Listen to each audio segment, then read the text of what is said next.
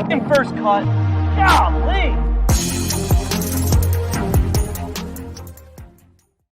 Welcome to the First Cut Podcast. I'm Rick Gehman, and this is your round 3 recap for this week's WGC Workday. And joining me to break it all down, it's the coach. Coach, we started our morning together, and now we are finishing our evening together.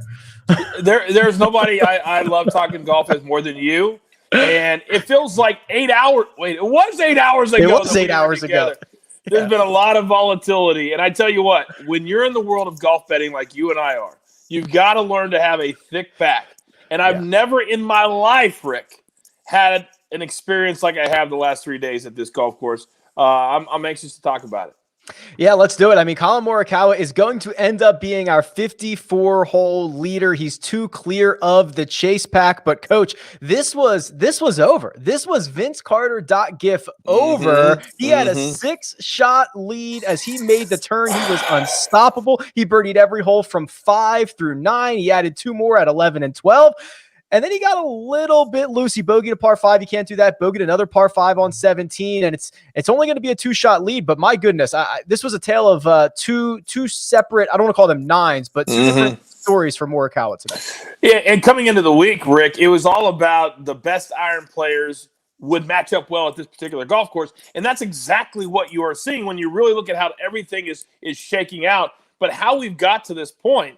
Collin Morikawa at one point on Thursday was a +2, +3, and then Friday he just laces it. And then today it looked like he was staring down the barrel of another 63 maybe a 62, and then have a really big lead. But here's the problem with Collin Morikawa, and this has been an issue with him several times, is he can shoot a 64 and make it look very, very easy. But then his putting starts to go. Once in a while, has a couple of loose, pitch shots, and then all of a sudden, that 7 under turns into a 5 under, and now he's right back into it. He's got to learn how to really become more disciplined and tighter with a lot of his shots, and then he can do these runaway wins. But this is a tough golf course to run away with anything because you hit one loose shot, all of a sudden it's a double bogey. It's a triple bogey. I've never seen anything like it. Yeah, it is really interesting because I think more than ever I've noticed what kind of a streaky player he is, and it could be 6 holes at a time or 9 holes at a time, but he had that look about him. He has that swag where he's throwing darts and he's rolling it in and he's unstoppable, and then one thing goes awry and he's standing over a 5-footer and I'm all of a sudden lacking the confidence in that he's going to make that. So it's like it's very strange. When he's rolling, you can't stop him, and when things go sideways, they're hard to kind of correct, I think.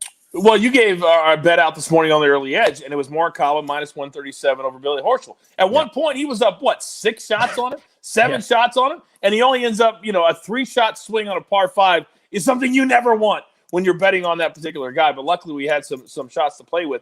But that's the thing that Collin Morikawa and Victor Hovland and these young guys are starting to figure out, that if you don't finish, you can give a lot back. Look at Hovland. He had a great day today, shot a 66.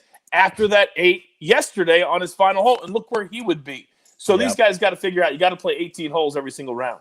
Yeah, I hate to play the if he did this game, but if Hovland just makes bogey instead of a quad on his final hole on Friday, he's 13 under, he's in second, he's 2 shots off the lead. But instead, it's Billy Horschel and Brooks Koepka. Horschel had a day that was full of stress. He got it together over his last couple of holes. He made birdie on 16. He made eagle on 17. That's the 3-shot lead that you are referencing. And then, Coach, it was Brooks Koepka who, from the jump, was touching the neck, was stretching the back out, was rolling around on the ground, did not look comfortable at all. He was able to come in 3 under and keep himself in contention, but there's a lot of question marks here. There really is, and that has been an issue with him over, the last, 18 months to 2 years, and it's something that he doesn't like to talk about. He's not one of those guys that makes excuses, but look what he did. He started the day with a 1-shot lead, and after winning at Phoenix, and I was almost ready, and I'm almost ready to say maybe he's had a talk with himself and said that these events do mean a lot. And I know it's a WGC. It's a step above a regular tour event, but he's actually showing me some sizzle and some steak on a non-major week. Now, if he's having some issues, which clearly he is, there's nothing you can do about that. Spasming is nothing you can do. But at least he looks like down with the hips and the back. That's healthy. And that's good news for a great major season for him. Yeah, I think the way that I've kind of just separated this for Brooks Koepka is if he's healthy, he's awesome. Now we're going to have questions about whether he's healthy or not and all that stuff. And it was weird to see, trying to stay loose throughout the entirety of that 4-hour round on Saturday. Yeah. Trying to chase these guys down. I mean, Webb Simpson shot about the most quiet 69, was patient all day long. Yeah. He's going to be 3 back. Rory McIlroy and Patrick Reed, a couple in the chase back. They're 4 back, Coach. I'm wondering, I guess it's not too far back because Morikawa has a 2-shot lead, and we've seen the big numbers lurking, but Reed and McIlroy trying to steal a WGC here. Well, McIlroy, even, early on, he had that double bogey, and that set him back, and then he just was flat out gas pedal down. Here's what I believe we're going to see out of one of these guys on Sunday. You're going to see one of these big names that is going to go out there and shoot a 63 or 64, like we've seen over the course of almost every single tournament in 2021. And somebody's going to do it because they all have the game. But then you're going to see a lot of big numbers. Because when you shoot at pins on this particular golf course, or you try to cut off the dog leg, or have you ever seen, by the way, Rick, a golf course have more carry over water? And depending on the angle that you decide to go and how much you want your second shot in, that's how much you've got to cut off the carry. Yeah. It's incredible, the risk reward on almost every single hole on this golf course. Jack Nicklaus, I'm shocked that we've never had a PGA Tour event here before. And I know it's only 15 years old. This is an awesome tournament golf course. And I guarantee you, after this year, they will figure out a way to play on this golf course because it's awesome. It's awesome to watch. I completely agree. The reason we haven't seen more is because in the world of golf courses, this is an infant, right? Only 15 years old. But you're right. It's showing a lot of anytime you can make the pros look silly, everybody loves it. You mentioned some of those big numbers, Coach, and we've got to talk about Cam Smith because he is your guy. He's the guy who probably had the biggest numbers. I mean, he found the water 5 separate times on Saturday.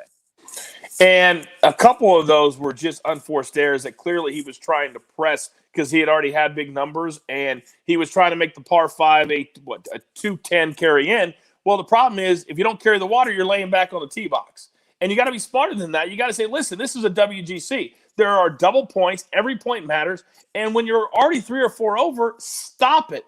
I watched every one of my picks go into the water with him. One pick, another pick. Another pick. It's so.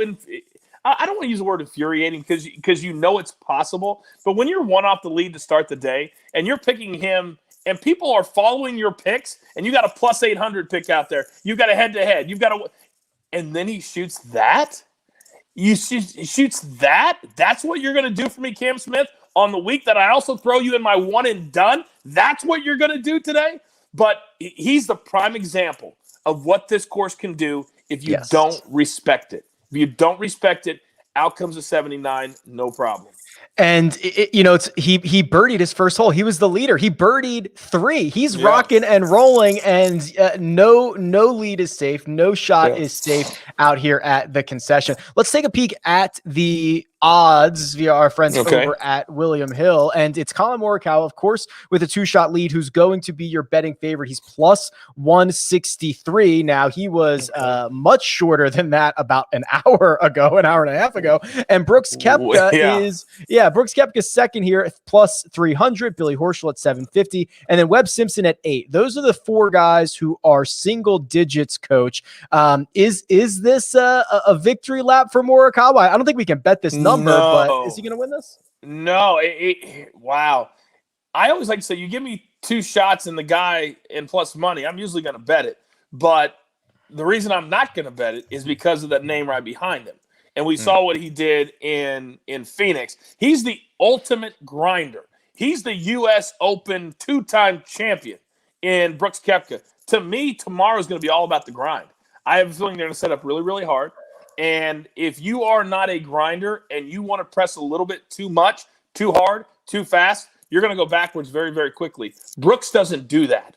And so to me, if I'm looking at this, I would probably bet Brooks to win. But at plus 300, you can't bet him on that because he's got to gain 2 shots and hold everybody off behind him. So to be honest, I'd probably take a long shot on Hovland or maybe even Rory, throw a little bit on Rory, or even Patrick Reed, to be honest, but I wouldn't do anything else. I can't bet one of those top three. I agree with that. Yeah. You could convince me on Webb because he's lost strokes putting on the week. And if he just plays as well as he has from tee to green over the first 3 days and putts to his baseline on Sunday, he could make a run at this thing. But I do like the chaos factor. The idea that, if Morikawa finds a little water early and Brooks Koepka struggle, like there are numbers out there and there's also low scores out there. That's the other thing, Coach. Hovland again goes low. I mean, there are low scores out there. We could see someone from way back in the pack win this thing. Look at row 4. What name do you see in row number 4 kind of stubbed his toe today, but just a week ago shoots a 64 to get into a playoff? That's a huge number. That might be worth like $50 just to see if he can do it again. That's Tony Finau, who Coach is referring to at 66-1, who is essentially in the best form of most players on tour with his 3 runner-up finishes and a 4th place finish worldwide. So yeah, I think I'm embracing chaos over the next 24 hours, Coach. I'm just going to say someone from the back of the pack is probably going to, not probably, but that's the only thing you can bet. You can't bet these short guys. No, my whole week is shot as far as my picks are concerned. So I'm going for chaos and maybe trying to get a couple of spots back on Sunday. But my week sucks, and I'm embracing it because what do we always say? That we do this 47 weeks a year, and you're not going to have 47 winning weeks. So it is. This has been fun. I've never had more fun losing in my entire golf betting career. Yeah, picking winners is hard enough. Doing it on a course we've never seen before is even more difficult, right? Exactly. One other thing before we get out of here, Coach, is so Patrick Reed obviously always wears the black and red on Sundays. We are getting word that Rory McIlroy, in a bit of a tribute to Tiger Woods, is going to wear the black pants, the red shirt on Sunday. And I have a sneaky suspicion that those two are not going to be the only two. I think we're going to see a lot of black and red out there. I think it would be unbelievably cool if the entire field was wearing some type of black with red. And I guarantee you the guys that are closest to him, the JTs, the Rorys, Patrick Reed always does, you're going to see all of them in red and black. It's been an incredibly emotional week for a lot of us who love the sport of golf to see a guy that we love the most, our biggest star, who in all likelihood his career is probably over. And I think it would be really, really cool to see that on Sunday, and I guarantee it would mean a lot to Mr. Woods, who is in a hospital about an hour from where I'm sitting right now, no doubt watching it and recovering. I think it'd be pretty cool. Yeah, we'll keep a close eye on that tomorrow. And then the other thing that caught me off guard, Coach, for this morning is they went off in 2 balls, all off of number 1. So these guys started super early on Saturday. Same thing on Sunday. I'm like, oh my God, these matchups have already started by the time I rolled out of bed. I had to get up at 4:30 a.m. and I was like, I forgot my round by round bets because it was an 8 a.m. Eastern start. I like it though. If you can do it and you've got perfect weather, I don't like the double tees when it's a WGC. I want to know what's in front of me, and if I've worked hard enough to get that late tee time, I want to know exactly what's in front of me instead of somebody who starts in the back 9 who rips off a 62, and then all of a sudden you're like, wait a second. I like it this way if you can pull it off. If you can pull it off. I do too. I would just like to make sure I'm aware of it the next time it happens because it caught me off guard today. All right, that'll do it. We'll be back after Sunday's final round to break it all down. We'll crown a new WGC champion. But for now, that's the Coach. You can find him on Twitter at The Coach Rules. You can find me at Rick Run Good. This has been The First Cut, and we'll catch you next time.